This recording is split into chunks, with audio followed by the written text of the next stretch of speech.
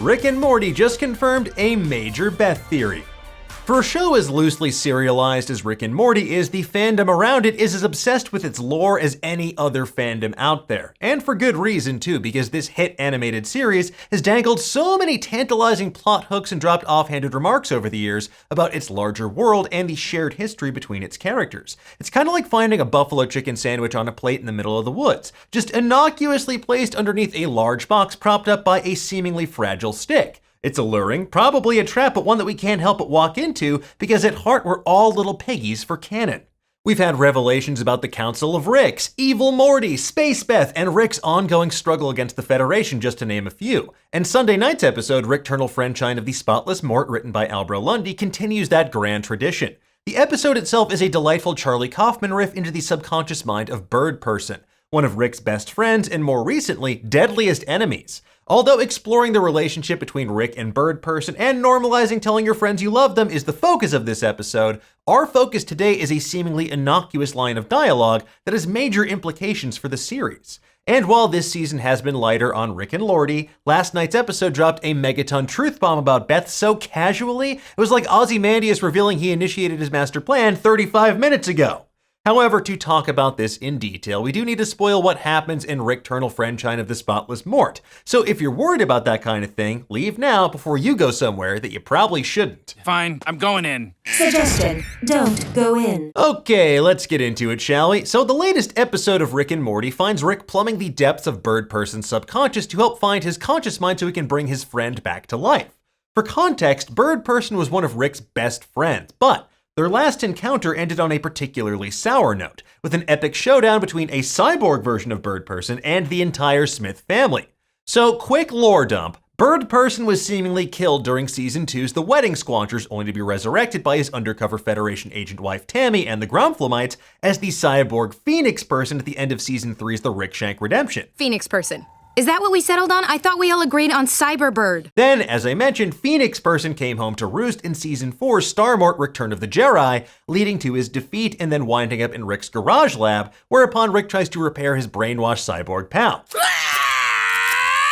Okay, all right, we'll give you a little more time. So it's fitting that Star Mort, the episode in which Phoenix Person played such a major role, also gave us the introduction of Space Beth, because this week's episode adds yet another shocking wrinkle to that particular piece of lore, which we'll get to in just a moment. Because with all of that said, this isn't the first time that Rick and Morty has just casually dropped some seemingly innocuous canon this season. In the Season 5 premiere, Mort Dinner Rick Andre, Rick's horny ocean man nemesis, Mr. Nimbus, invokes Rick's dead wife by name. If Diane were alive today, Rick cuts him off in a fury, saying, don't f***ing establish canonical backstory with me, you red lobster. So for those who don't know, Diane, Rick's wife, has only appeared on screen once before in Season 3's The Rickshank Redemption, tragically dying alongside a young Beth in an explosion in Rick's lab.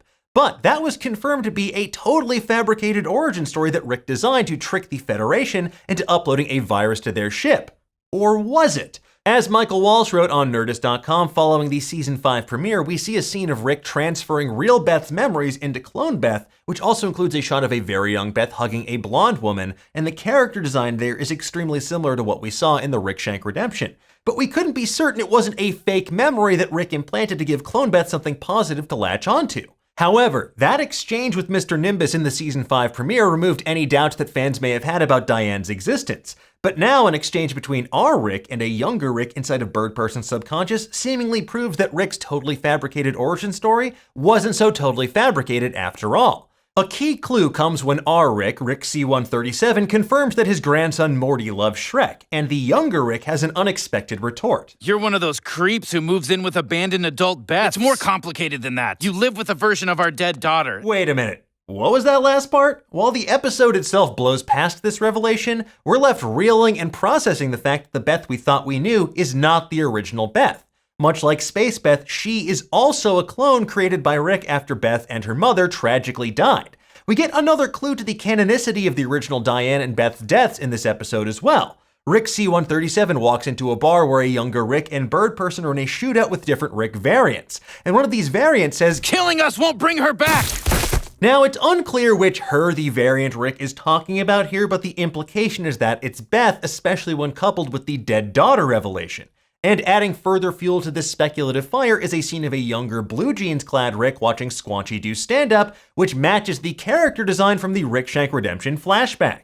And while Rick C-137 and Morty did technically abandon their lives before in Rick Potion number 9 after their reality gets Cronenberged, the fact that the younger Rick in Birdperson's memory talks about Rick being one of those creeps who moves in with abandoned adult Beths plural means that this is something that's happened to countless Ricks across the multiverse. So essentially, this is the Nexus event that sent Rick down this dark nihilistic path on which we've seen him over the past 5 seasons. And it's a path we see challenged and ultimately reinforced when we finally learn all about Birdperson's big day at the Battle of Blood Ridge. That's our Vietnam! Your values are wrong! First mentioned in the Wedding Squanchers during Rick's wedding speech, we see the Battle of Blood Ridge in full Bloody Ridge-filled fashion as Birdperson and Rick lead this band of elite commandos against the full might of the Galactic Federation. While Rick in Birdperson's Vietnam ends in a victory for the quote-unquote good guys, it ends badly for Rick and his feelings. When Rick invites Birdperson to travel the multiverse with him, Birdperson cuts him to his core. If nothing matters, why did Rick help at all? Okay, you matter. Well, that's because Rick contains Mortitudes. He's carrying a lot of pain around with him, and he processes that pain in deeply unhealthy ways, kinda like his old pal Birdperson is in this episode. It's a moment of brutal honesty and a contradiction that Rick constantly wrestles with in this episode and over the course of the series. Rick's near constant assertions about life being meaningless, they're frequently deflated as we saw in the season 5 opener when a dying Rick apologizes to Morty. I'm a silly man. I'm a silly small man. Deep down, Rick cares about his loved ones because he's lost them before and he doesn't want to lose them again. His friends, his family, you name it. Well, let's be honest, he cares about his friends insofar as their kids don't prevent them from hanging out with them, but that's a problem for this Rick and probably all Ricks on another episode. Fair enough. For now, though, we, the audience, are left to wonder where the season 5 finale will take us, what the revelation about Beth and Diane's deaths will mean for the future, and if everyone really does know what a cloaca is. Bird ass. Everyone knows what a cloaca is. In the meantime, though, tell us, what did you think about this episode? What do you think the future holds for Birdperson? And what do you think the truth is about Beth and Diane? The truth is we have more important to do, like raise our kids and stamp out the Federation, neither of which seem like they want anything to do with you. Let us know in the comments below, and for the latest and greatest in the world of pop culture, stay tuned to Nerdist.com.